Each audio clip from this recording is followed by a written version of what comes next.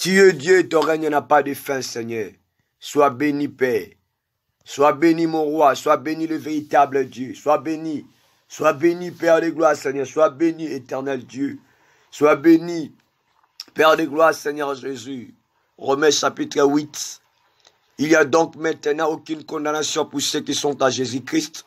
En effet, la loi de l'esprit de vie en Jésus-Christ m'a affranchi de la loi du péché et de la mort. Car ces choses impossibles à la loi, parce que la chair la rendait sans force. Dieu a condamné le péché dans la chair, en envoyant, à cause du péché, son propre Fils dans une chair semblable à celle du péché.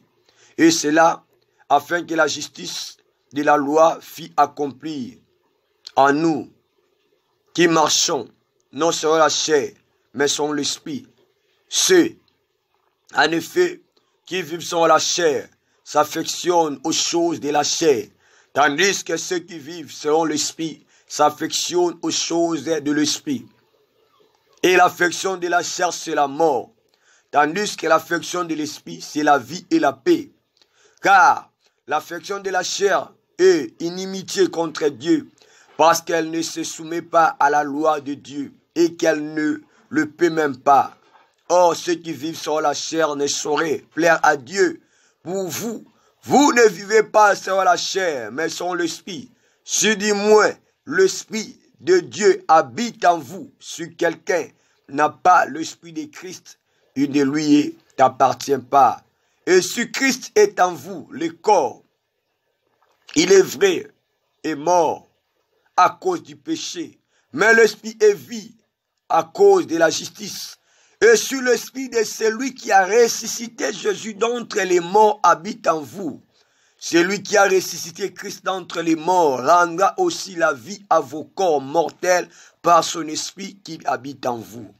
Ainsi donc, frères, nous ne sommes point redevables à la chair pour vivre sur la chair.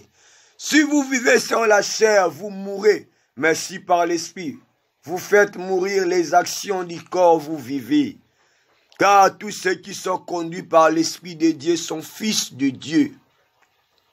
Et vous n'avez point reçu un esprit de servitude pour être encore dans la crainte.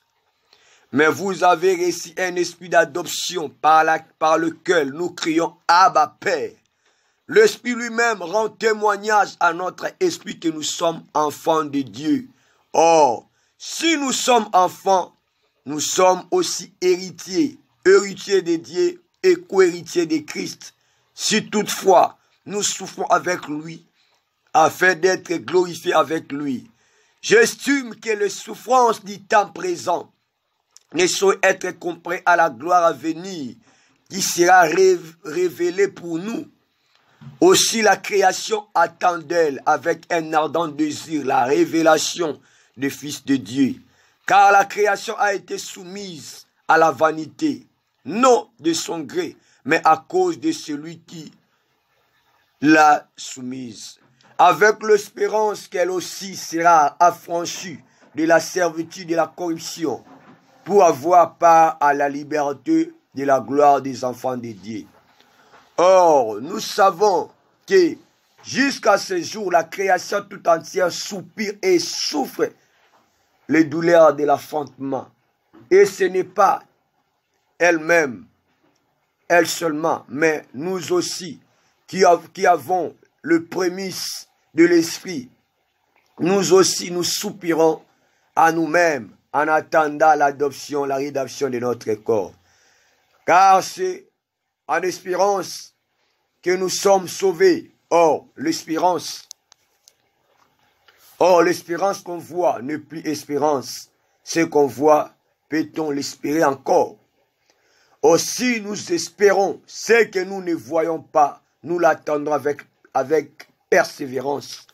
De même aussi, l'Esprit nous aide dans notre faiblesse, car nous ne savons pas ce qui nous convient de demander dans nos prières.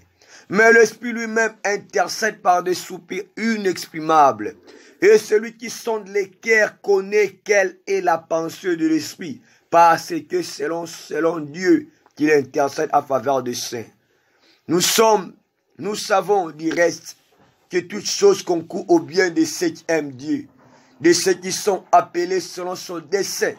Car ceux qu'il a connus d'avance, il les a aussi prédestinés à être semblables à l'image de son Fils, afin que son Fils fît le premier-né entre plusieurs frères.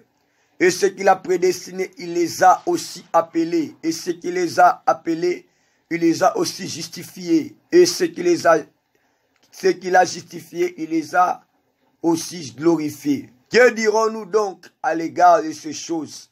Si Dieu est pour nous, qui sera contre nous?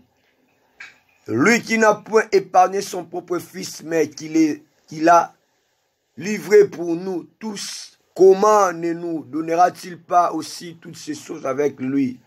Qui acquisera les élus de Dieu? Ce Dieu qui justifie.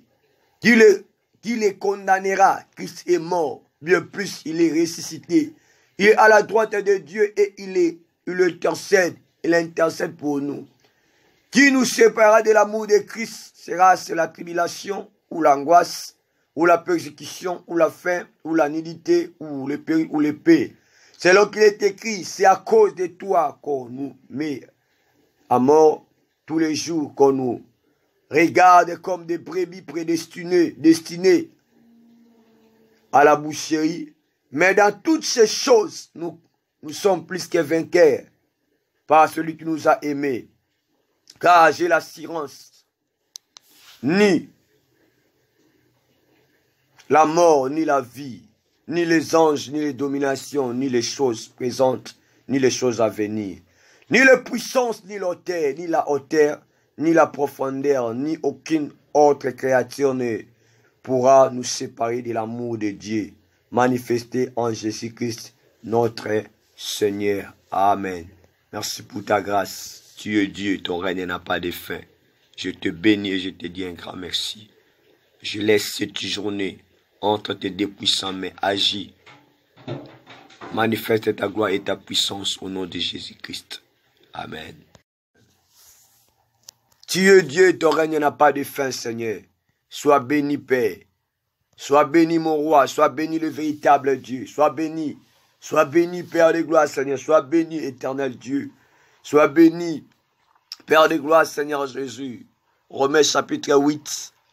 Il n'y a donc maintenant aucune condamnation pour ceux qui sont à Jésus-Christ.